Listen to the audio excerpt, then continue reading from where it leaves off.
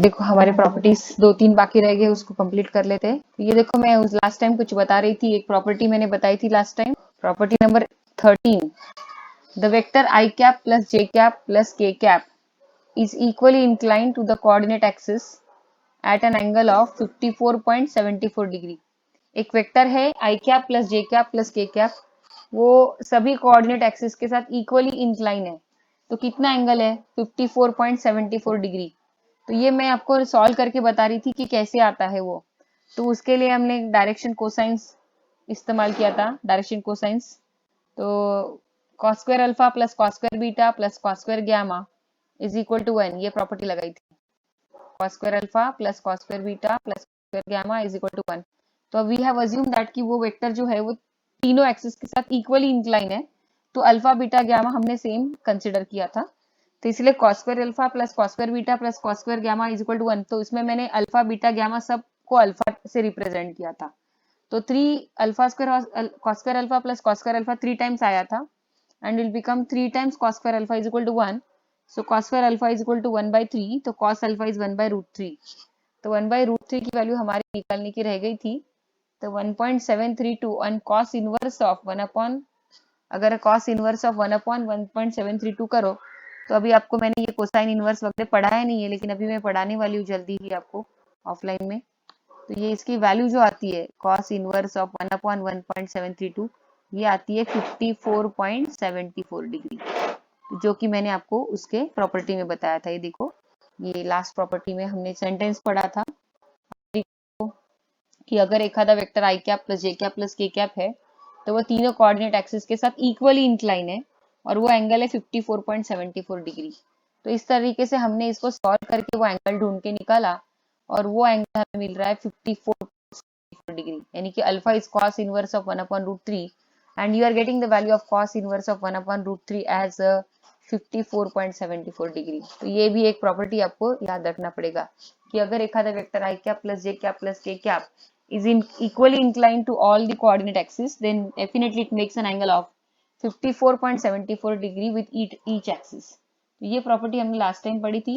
अब उसकी अगली प्रॉपर्टी नंबर 14 ना, 13 हो गई थी ना, नंबर 14, 2-3 प्रॉपर्टी रह गई अपने, फिर उसके बाद अपन तुरंत एमसीक्यू करने वाले हैं। तो प्रॉपर्टी नंबर 14 देखो next property, if a bar plus और minus b bar is equal to C bar, if a bar plus or minus b bar plus c bar is equal to, if a bar plus or minus b bar is equal to c bar, then a bar dot b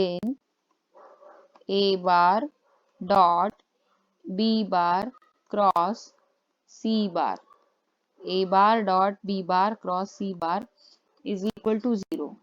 यानी अगर एक आधा vector है a बार और दूसरा vector है b बार, इनकी addition करके आपको रिजल्टेंट वेक्टर मिल रहा है सी बार, और उन्हीं दो वेक्टर का सब्सट्रैक्शन करके भी रिजल्टेंट वेक्टर सी बार मिल रहा है। तो ऐसे तीन वेक्टर के बीच में रिलेशन होता है कि a bar dot b bar cross c bar अगर आप करोगे तो आपको नल मिलेगा। मतलब definitely b bar cross c bar करके जो रिजल्टेंट वेक्टर आएगा वो ए बार के साथ परपेंडिकुलर होगा, तो ही आपको इनका a bar dot b bar cross c bar 0 आएगा, यानी नल वेक्टर आएगा। तो ये प्रॉपर्टी है। तो अगर मैं फिर से एक बार ये प्रॉपर्टी आपको समझा के देती हूँ, अगर ए बार और बी बार ये दो वेक्टर्स है और इन दोनों का एडिशन करके या सब्सट्रैक्शन करके रिजल्टेंट वेक्टर सिर्फ सी बार मिल रहा है, तो ये तीनों वेक्टर का a bar dot b bar cross c bar जो प्रोडक्ट आएगा उसको बोलते हैं, उसका प्रोडक्ट आएगा 0। और इसी से जुड़ी हुई एक और प्रॉपर्टी है कि अगर if a bar dot b bar cross c bar is equal to 0, then a bar b bar and c bar are coplanar, then a bar b bar and c bar are coplanar, मतलब they are lying in the same plane। देखो, तो मैं ऐसा कह सकती हूँ कि अगर दो वेक्टर्स की एडिशन करके रिजल्टेंट वेक्टर सी बार मिलता है और दो वेक्टर की सब्सट्रैक्शन करके भी रिजल्टेंट वेक्टर सी बार मिलता है, तो ये तीनों वेक्टर्स एक दूसरे के साथ कोप्लेनर होते हैं, मतलब एक ही प्लेन में रहते हैं। मैं ऐसा भी कह सकती हूँ, क्योंकि अगर ऐसा होता है तो ऐसा होता है, और अगर ऐसा होता है तो फिर ऐसा होता है, मतलब ऐसा होता है तो ऐसा होता है, मतलब क्या सब इंटरकनेक्टेड है all this properties are interconnected. तो मैं ऐसा बोलूंगी कि if a bar plus or minus b bar is equal to c bar, then a bar dot b bar cross c bar is equal to 0 and they are coplanar. और फिर वो coplanar हो जाते हैं कि अगर कोई भी दो वेक्टर का एडिशन या सब्सट्रैक्शन करके रिजल्टेंट वेक्टर तीसरा मिलता है सी बार, तो पक्का उन दोनों का एसटीपी स्केलर ट्रिपल प्रोडक्ट बोलते हैं, a bar dot b bar cross c bar, तो वो हमेशा 0 आएगा। और अगर वो 0 आता है तो वो तीनों एक दूसरे के साथ एक ही प्लेन में रह रहे हैं, मतलब वो तीनों कोप्लेनर हैं। तो ये प्रॉपर्टी एक दूसरे से जुड़ी हुई है, प्रॉपर्टी नंबर 14 एंड 15। अब आगे की प्रॉपर्टी काफी इंटरेस्टिंग। तो ये सभी प्रॉपर्टी आपको बार बार पढ़ते रहना है, इसीलिए कि जब ये हम एमसीक्यू करेंगे तो कई बार अपने को शॉर्टकट्स याद रह जाते, तो फिर अपना टाइम बच जाता है। नहीं याद रहते तो ऐसा नहीं है कि नहीं याद रहते तो हम इसको सॉल्व नहीं कर सकते, हम डेफिनेटली उसको सॉल्व कर सकते हैं। प्रॉपर्टी याद नहीं भी रही ना तभी भी हम उसको सॉल्व कर सकते हैं, लेकिन थोड़ा टाइम जाएगा, बस इतना ही फर्क है। अगली प्रॉपर्टी है इफ द एंगल बिटवीन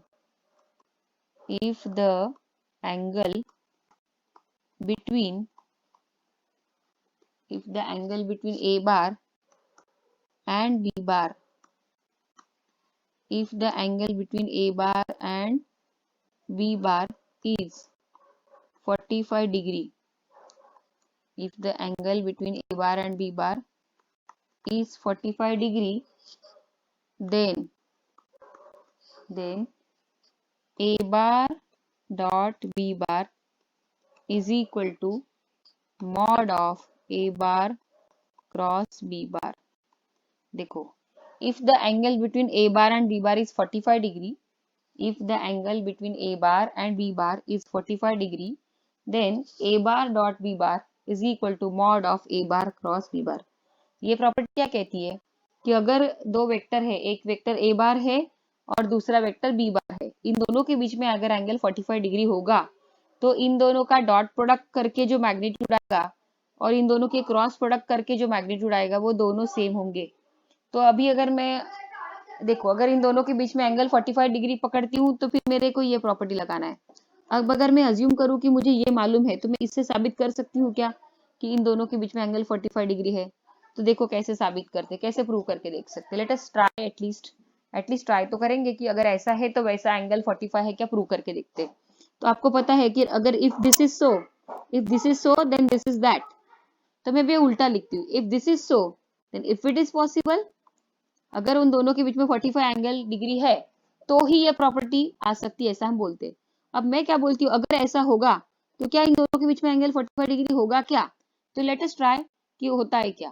तो ए बार डॉट बी बार की डेफिनेशन कहती है ए बी कॉस थीटा, बरोबर है, and a bar cross b bar mod of a bar cross b bar की डेफिनेशन कहती है ए बी साइन थीटा, बरोबर है, राइट। तो a b cancel, a b cancel, फिर यहाँ पे आएगा 1 और ये आएगा sine theta upon cos theta हो जाएगा। Sine theta upon cos theta tan of theta, tan of theta is equal to 1, तो फिर tan inverse of 1 is equal to theta. ये tan फंक्शन जो राइट साइड में tan फंक्शन है वो left side में चले जाएगा and it becomes, therefore it becomes tan inverse of 1 is equal to theta. तो आपको पता है tan ऑफ 45 क्या होता है, 1 होता है ना। If tan of 45 1, if tan of 45 1, then 45 is equal to tan inverse of 1. तो can I say tan inverse of 1 is 45 degree? Tan inverse of 1 is 45 degree. तो ये tan inverse of 1 45 degree and you got the value of theta as 45. तो इस तरीके से हमने ये prove करके बताया कि अगर दो वेक्टर का डॉट प्रोडक्ट का जो मैग्नीट्यूड आता है वो उन्हीं दो वेक्टर के क्रॉस प्रोडक्ट के मैग्नीट्यूड के बराबरी में है, तो पक्का उन दो वेक्टर के बीच में एंगल क्या होगा, बोलिए। अगर दो वेक्टर का डॉट प्रोडक्ट का मैग्नीट्यूड, अगर दो वेक्टर का डॉट प्रोडक्ट का मैग्नीट्यूड उनके क्रॉस प्रोडक्ट के मैग्नीट्यूड के बराबरी में है, तो पक्का दो वेक्टर के बीच में एंगल क्या होगा, 45 डिग्री। तो ये प्रॉपर्टी भी आप इसको ऐसे शॉर्टकट प्रॉपर्टी याद रख सकते हो। अब आइए प्रॉपर्टी नंबर 17, अगली प्रॉपर्टी। मैम यहाँ पर डॉट प्रोडक्ट का मैग्नीट्यूड कहाँ लिया है हमने? एक्चुअली डॉट प्रोडक्ट का magnitude in the sense dot product में जो आता है वो मैग्नीट्यूड ही तो आता है रे हर्षिता। डॉट प्रोडक्ट में जो क्वांटिटी आती है वो वेक्टर तो आती नहीं है ना, स्केलर होती है ना, तो उसको मैग्नीट्यूड ही होता है ना। तो इसीलिए मैंने डॉट प्रोडक्ट का मैग्नीट्यूड ऐसा बोला, पर एक्चुअली हम लोग मैग्नीट्यूड मतलब मॉड में डालने की जरूरत नहीं ना, वो तो मैग्नीट्यूड ही आता है ना, समझे क्या? Yes ma'am. हाँ, हाँ डॉट प्रोडक्ट में जो हमको क्वांटिटी मिलती है वो वेक्टर तो होती नहीं ना, वो स्केलर ही होती है ना, तो उसको मैग्नीट्यूड ही होता है, उसको कहाँ डायरेक्शन होती है। ओके, अब आता है प्रॉपर्टी नंबर नेक्स्ट 17। ये भी काफी इंटरेस्टिंग प्रॉपर्टी है, इसका भी हमें एमसीक्यू में इस्तेमाल होने वाला है। तो if a1 bar plus a2 bar plus a3 bar plus dash dash dash dash dash up to an bar, if a1 bar plus a2 bar plus a3 bar up to dash dash an bar is equal to 0, and a1 का magnitude is equal to a2 का magnitude is equal to a3 का magnitude is equal to an का magnitude, ठीक है। Then the adjacent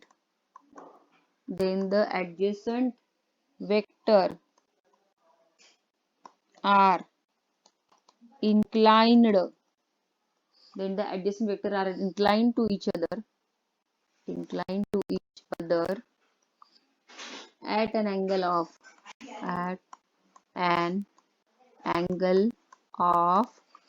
2 pi by n। ये देखो, ये property काफी इंटरेस्टिंग प्रॉपर्टी, इसको स्टार करके रखना। 2 pi by n is a important property. देखो प्रॉपर्टी पढ़ेंगे हम लोग, क्या कहती है property? if a1 bar is equal to if a1 bar plus a2 bar plus a3 bar up to an bar, ऐसे बहुत सारे नंबर ऑफ वेक्टर्स है, उनकी सभी की समेशन करें तो हमें 0 बार मिलता है, यानी नल वेक्टर मिलता है। और वो सभी वेक्टर एक दूसरे के साथ, जिनका आप लोग ने समेशन किया, वेक्टर एडिशन किया, वो सभी वेक्टर का मैग्नीट्यूड एक दूसरे के साथ इक्वल था।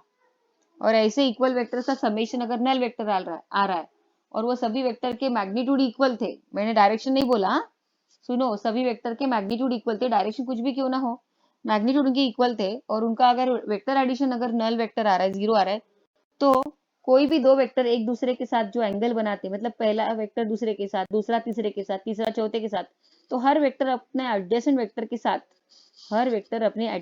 के साथ एंगल कितना बनाएगा? तो 2 पाई बाय n बनाएगा। अब ये 2 पाई बाय n बनाएगा, इसका मतलब क्या? तो इस प्रॉपर्टी को समझने के लिए मैं एक एग्जांपल लेती हूँ। For understanding this property, let us consider one example. Suppose three forces are there. तीन फोर्सेस है, एक F1, एक F2 और F3।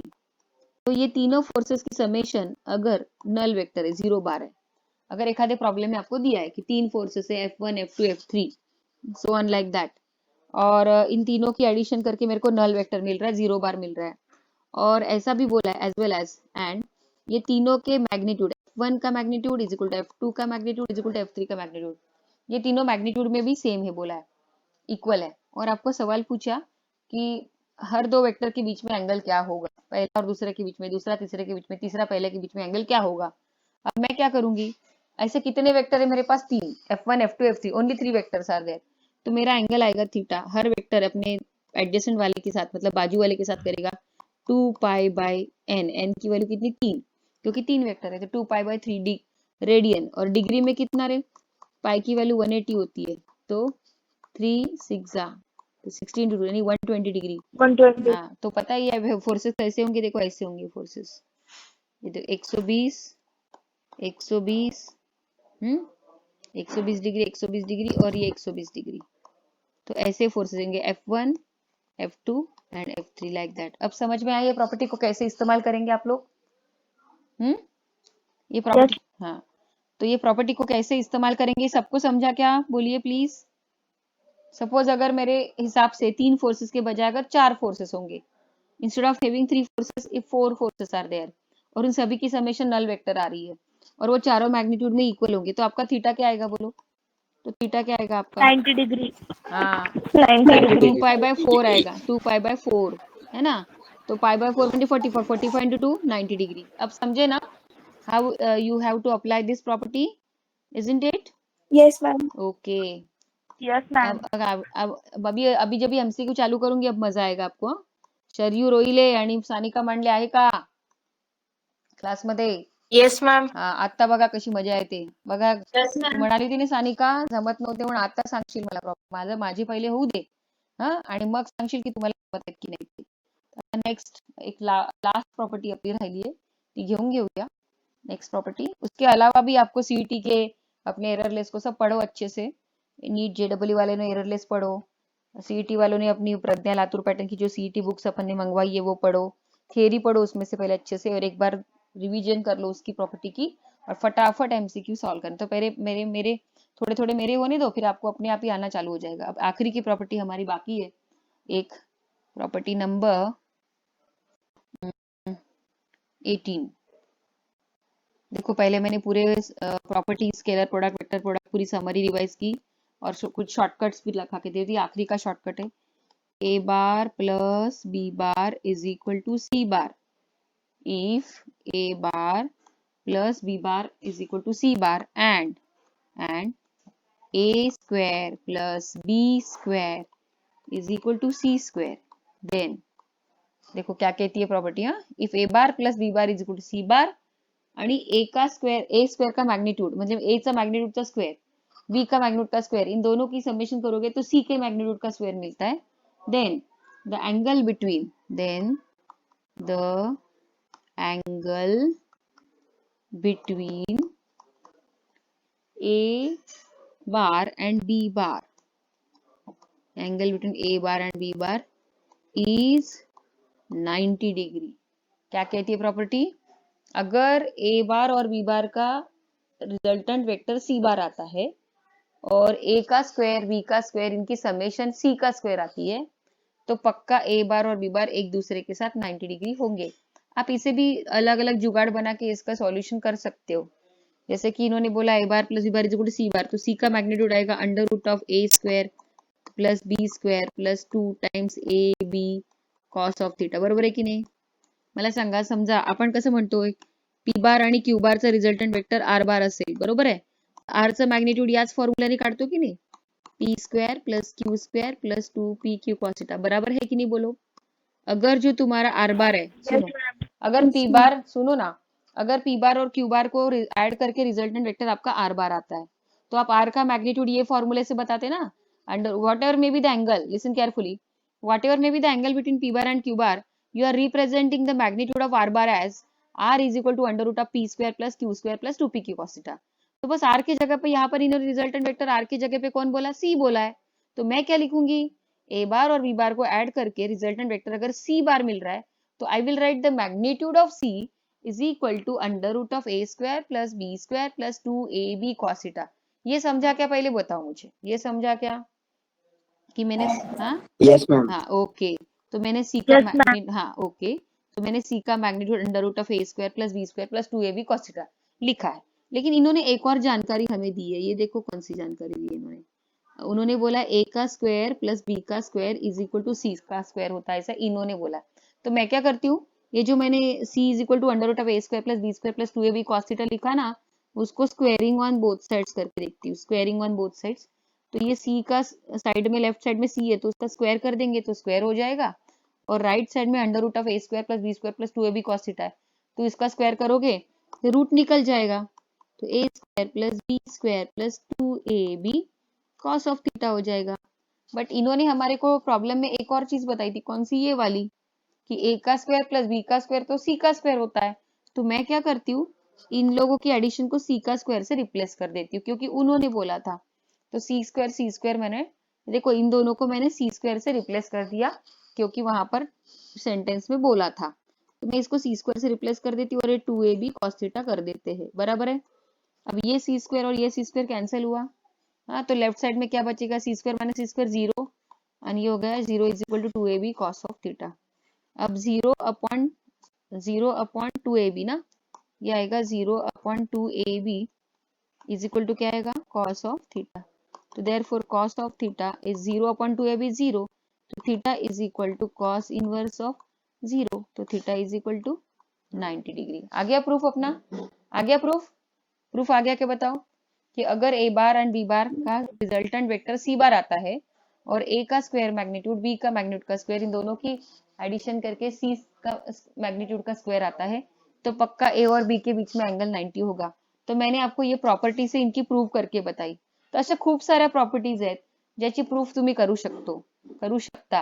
ओके, तर त्याच्यावरूनच मॅम हा हे पायथागोरसची पण समजू शकते ना की 90 डिग्री आहे म्हणून हो हो ए हो स्क्वेअर प्लस हो बी हो स्क्वेअर हो इज हो equal to c square. Common sense, तो तर एकदम सोपा कॉमन सेन्स आहे. कारण आपण शिकलोच आहे पायथागोरस मध्ये की दोन साईडच्या स्क्वेअरचं ऍडिशन केलं तर एक तिसरा हायपोटेन्यूज बनतो. तर नक्कीच ते दोघं एकमेकांना 90 डिग्री असणार, बरोबर आहे ना. तर ते आता आपल्याला ज्यांना कॉमन सेन्स असतील ते लोक तर करून पण नाही पाहत. आता माझं काम आहे ऍज अ टीचर की तुम्ही याला सॉल्व्ह करून ही प्रॉपर्टी कशी प्रूव्ह करायची बा.